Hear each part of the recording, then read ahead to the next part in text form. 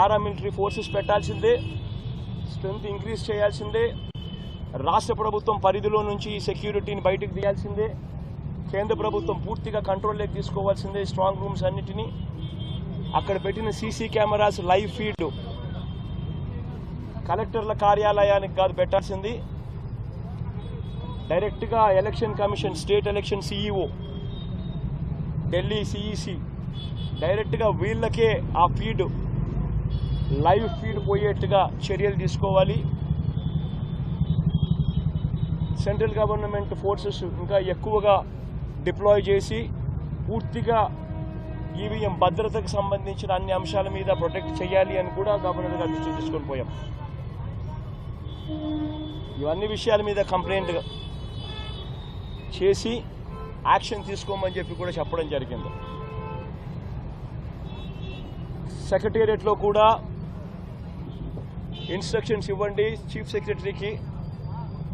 చంద్రబాబు నాయుడు గారు తాను చేసిన స్కామ్స్ మీద తన అధికారం కోల్పోయిన తర్వాత ఆ ఆధారాలను మటుమాయం చేసే కార్యక్రమంలో భాగంగా చంద్రబాబు నాయుడు గారు ప్రయత్నాలు చేస్తూ ఉన్నారు. ఇది కాక తనకు సంబంధించిన వాళ్లకు, తనకు సంబంధించిన బెనామీలకు, కాంట్రాక్టర్లకు విచ్చలవిడిగా చెక్కులు వాళ్ళకు మాత్రమే ఇచ్చే కార్యక్రమాలు చేస్తూ ఉన్నారు. ఇవన్నీ కూడా కంట్రోల్ చేయండి. ఇది vote on account budget, vote on account budget కాబట్టి కొత్త ప్రభుత్వం వచ్చేదాకా చంద్రబాబు నాయుడు గారు సెక్రటేరియట్ను కూడా దుర్వినియోగం చేస్తూ సెక్రటేరియట్ను కూడా కంట్రోల్లోకి తీసుకొని తన అన్యాయాలను కొనసాగించడం ధర్మం కాదు. అక్కడ కూడా గట్టిగా మీరు యాక్షన్ తీసుకునే కార్యక్రమాలు చేయండి అని కూడా గవర్నర్ గారికి రిక్వెస్ట్ చేసి యాక్షన్ తీసుకోమని చెప్పి కూడా చెప్పడం కూడా జరిగింది. అన్ని కేసులు ఏమైనా ఉన్నాయా? మా అడగాల్సిన ఏమైనా ఉన్నాయా?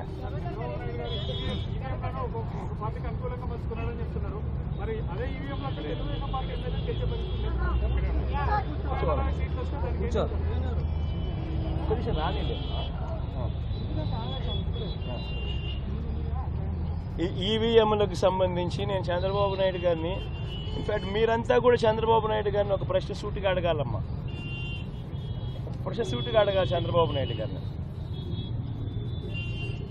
ఈవీఎంలు అన్నది 80% ఆఫ్ ది జనాభా ఓట్లు వేసినారు. రికార్డ్ పోలింగ్ 80% జనాభా వెళ్ళి పోలింగ్ బూత్లో బటన్ నొక్కినారు. బటన్ నొక్కిన తర్వాత వాళ్ళు ఏ పార్టీకి ఓటేశారని వీవీప్యాట్లో వాళ్ళకి కనిపిస్తూ ఉంది. వాళ్ళకి వీవీప్యాట్లో వాళ్ళు వేసిన ఓటు, వీవీప్యాట్లో వాళ్ళకి కనిపించే ఓటు రెండు మ్యాచ్ అయ్యాయి కాబట్టి వాళ్ళు సాటిస్ఫై అయ్యి బూత్లో నుంచి బయటకు వచ్చారు. ఈ 80% మంది ఎవరైతే ఓటేశారో ఎవడు కంప్లైంట్ చేయాల, ఏ ఓటరు కూడా కంప్లైంట్ చేయాల. నేనున్నాను, వెళ్ళి నేను ఫ్యాన్ గుర్తుకు నేను నొక్కిన తర్వాత వీవీప్యాట్లో నాకు సైకిల్ గుర్తు కనిపిస్తే నేను ఎందుకు గమ్మనుంటా? గమ్మనుండాను కదా. బూత్లో అక్కడే నేను గొడవ చేసిండు, బూత్లోనే వెంటనే కంప్లైంట్ లాంచ్ చేసిండు, బూత్లోనే అని చేసిండు కదా. అట్లా ఏ పార్టీకి ఎవరన్నా కానీ ఇలా ఓటేసిన తర్వాత వీవీప్యాట్లో వేరే పార్టీకి ఓటేసినట్టుగా ఎవరికి కనిపించలేదు కాబట్టి 80% మంది జనాభా ఓట్లేసిన ప్రతి ఒక్కరూ సాటిస్ఫై అయ్యి ఎటువంటి బూత్లో కానీ, బూత్లో కంప్లైంట్ ఇవ్వడం కానీ, పోలింగ్ ఆఫీసర్ దగ్గర కంప్లైంట్ ఇవ్వడం కానీ ఎటువంటి ఎక్కడ జరగల. ఇవన్నీ చంద్రబాబు నాయుడు గారికి తెలిసి తాను ఎవరికి ఓటేశాడో తనకే తెలియదని చెప్పి సినిమాలో ఒక సినిమాలో విలన్ పాత్ర పోషిస్తూ డ్రామాలు చేయడము ఎంత మటుకు ధర్మం చంద్రబాబు నాయుడు గారిని అడుగుతా ఉన్నా. ఇంకొకటి రెండో విషయం, ఇంకోటి చంద్రబాబు నాయుడు గారిని అడుగుతా ఉన్నా. పోలింగ్ మొదలయ్యే ముందు ప్రతి పోలింగ్ బూత్లోనూ అన్ని పార్టీలకు సంబంధించిన పోలింగ్ ఏజెంట్లు అక్కడ కూర్చుంటారు. వాళ్ళందరూ కూర్చున్న తర్వాత ఈవీఎంలు వీళ్ళందరూ చెక్ చేస్తారు, వీళ్ళందరూ టెస్ట్ చేస్తారు. 50 ఓట్లు మాక్ పోలింగ్ చేస్తారు. 50 ఓట్లు మాక్ పోలింగ్ చేస్తారు ఈ పోలింగ్ ఏజెంట్స్. వాళ్ళు నొక్కిన గుర్తు వీప్యాట్లో వాళ్ళకు స్లిప్ ఏదైతే బయటకు వస్తుందో ఆ గుర్తు 2 మ్యాచ్ అయినాయా లేదో చూసుకుంటారు. చూసుకున్న తర్వాత వీళ్ళు సంతకాలు పెడతారు, పోలింగ్ ఏజెంట్ సంతకాలు పెడతారు. మేము వెరిఫై చేసినాము, 50 ఓట్లు ఒక్కొక్కరు 50 ఓట్లు వెరిఫై చేసినాము, ఈవీఎంలు బాగా పనిచేస్తూ ఉన్నాయి అని సంతకాలు పెడతారు. ఆ సంతకాలు పెట్టిన తర్వాతనే జనరల్ ప్రజలకు పబ్లిక్కు ఓటింగ్ను పర్మిట్ చేస్తారు. ఓటింగ్ తర్వాతనే అవకాశం ఇస్తారు జనరల్ పబ్లిక్కు. మరి ఇటువంటి తెలుగుదేశం పార్టీకి సంబంధించిన ఏజెంట్లే అన్ని పార్టీలకు సంబంధించిన ఏజెంట్లతో పాటు కలిసి నొక్కి వీవీప్యాట్లలో కూడా దాన్ని చూసుకొని కరెక్ట్గా అన్ని పనిచేస్తూ ఉన్నాయని చెప్పి వెరిఫైడ్ అని చెప్పి సంతకం పెట్టి పోలింగ్ ఆఫీసర్లకు ఇచ్చిన తర్వాతనే పోలింగ్ మొదలైంది. మళ్ళీ ఏ రకంగా చంద్రబాబు నాయుడు గారు చెప్తారు ఈ రకంగా ఈవీఎంలు అది జరిగాయి, ఈవీఎంలు ఇది జరిగాయి, నేను ఎవరికి ఓటేసానో నాకు తెలియదు అని చెప్పి ప్రజలను తప్పుదోవ పట్టించడం నిజంగా ఒక ముఖ్యమంత్రి స్థాయిలో ఉన్న వ్యక్తి చేయదగ్గ పనేనా అని అడుగుతా ఉన్నా. విధంగా అస్సాంలో చూస్తే 10,760 ఓట్లు తగ్గినాయి.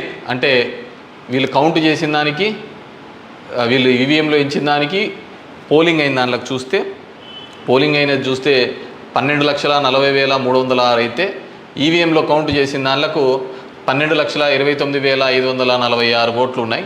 10,760. ఒడిస్సా ధనకల్ అనే చోట 11,93,460 ఓట్లు ఈవీఎంలలో పోలయింటే ఈవీఎంలు కౌంట్ చేసినప్పుడు మాత్రం 11,84,033 9,427. అదేవిధంగా గుంటూరు మన ఆంధ్రప్రదేశ్లో చూస్తే 14,11,989 పోలయింటే కౌంటింగ్ చేసినప్పుడు 14,04,061 ఓట్లు 7,928 ఓట్లు పోలైన దానికంటే ఈవీఎంలలో తక్కువగా కనపడడం జరిగింది. అదేవిధంగా ఎక్సెస్ వచ్చినాయి, అంటే పోలైన దానికంటే ఈవీఎంలలో ఎక్సెస్ రావడం జరిగింది. ఆ సంఖ్య చూస్తే అస్సాంలో కరీంగంజ్ అనే చోట చూస్తే 11,36,538 ఈవీఎంలలో పోలయింటే ఎంచే టైంకి 11,40,349 అంటే 3,011 ఓట్లు పెరిగినట్టు కనపడినాయి. అదేవిధంగా ఒంగోలులో చూస్తే ఈ 13,99,707కి కౌంట్ చేసినప్పుడు 14,11,174 ఓట్లు. అదేవిధంగా ఒడిస్సా దాంట్లో బలాస్పూర్, మధ్యప్రదేశ్లో మండ్లా, అదేవిధంగా బీహార్లో బుక్సర్, ఇవన్నీ చోట పోలైన ఓట్ల కంటే ఈవీఎంలలో పెరిగిన ఓట్లు ఇవి. అదేవిధంగా ఇక్కడ పోలైన ఓట్ల కంటే ఇక్కడ తగ్గిన ఓట్లు. ఇది ఓవరాల్గా కూడా చెక్ చేసుకుంటే వచ్చిన విషయం. రెండో దానికి చూస్తే టోటల్ ఈ విధంగా చూస్తే దేశవ్యాప్తంగా 140 నియోజకవర్గాల్లో ఈ విధమైన ఓటు డిఫరెన్సెస్ జరిగినట్టు మొత్తం దీనిలో ఫామ్ 17C దీనిలోకి చెక్ చేసిన చోట మనము చూడడం జరిగింది. పైకెత్మా. అదేవిధంగా ఈ విధంగా 16,000 ఓట్ల నుంచి ఈ విధంగా చేయడం జరిగింది. మే 25 ఈసీ రిలీజ్ చేసిన దాని ప్రకారము ఒక్క నిమిషం, ఇవన్నీ కూడా చిన్నవి మాక్ ఓటింగ్లలో జరిగినవి ఇవన్నీ అని చెప్పేసి వాళ్ళు చెప్పడం జరిగింది. ఇంకా ఏమంటే ఫామ్ 20 ఇంకా ఇంతవరకు ఆన్లైన్లో కూడా అప్లోడ్ కాలే.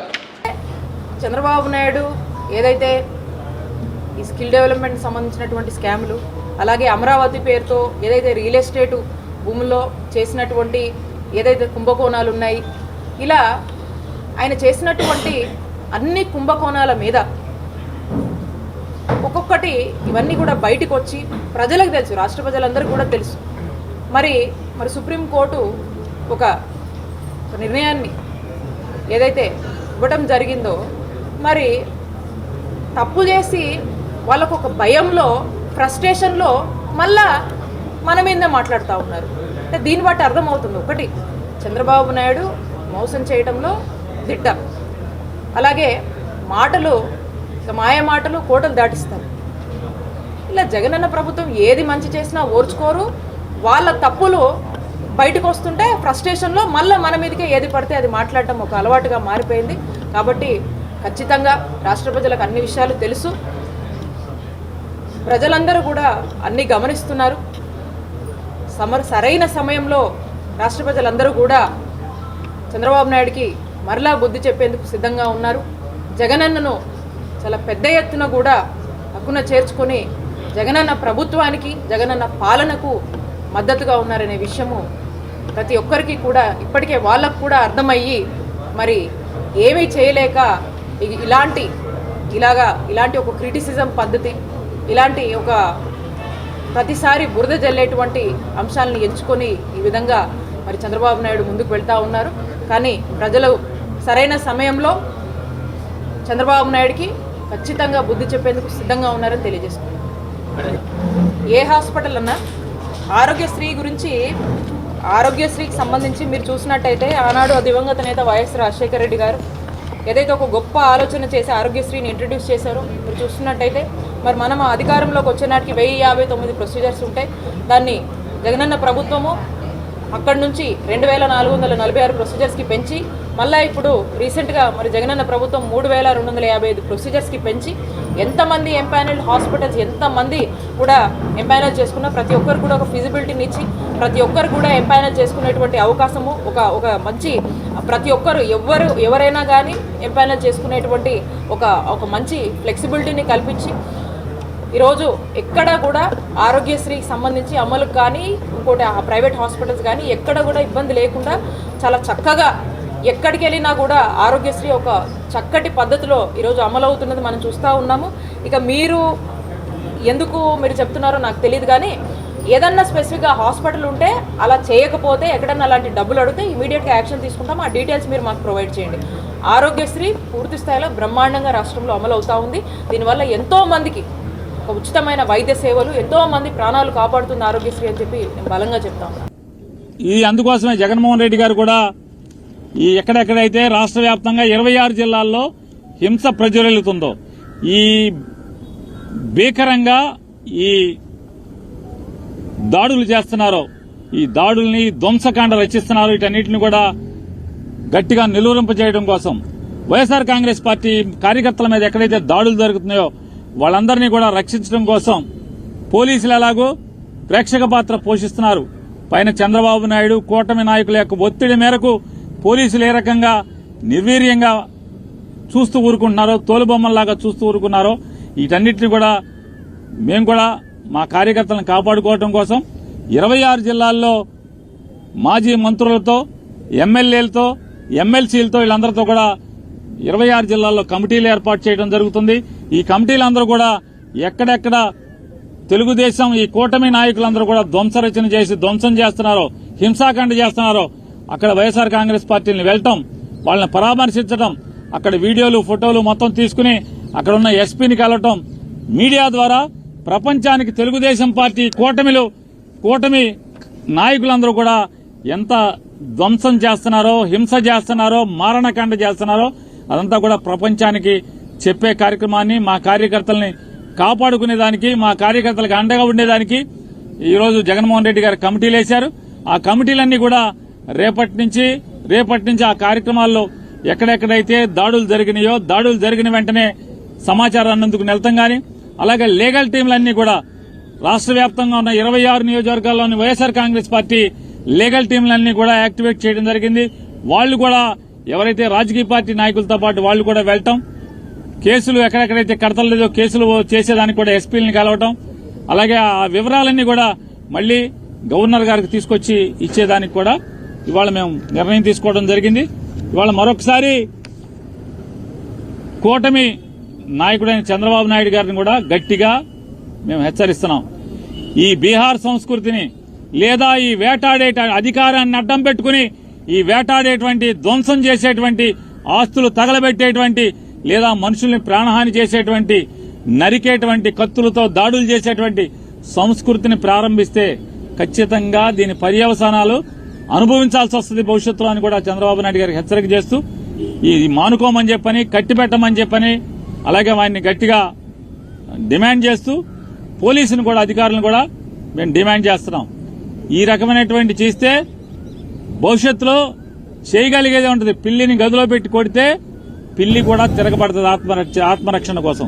ఖచ్చితంగా వైఎస్ఆర్ కాంగ్రెస్ పార్టీ కార్యకర్తలను కాపాడుకుంటాకి మేము కూడా తిరుగుబాటు చేయాల్సిన పరిస్థితులు వచ్చేదాకా తీసుకురాబాకండి అని చెప్పని కూడా వారికి తెలియజేసుకుంటూ గవర్నర్ గారు గట్టిగా చెప్పారు.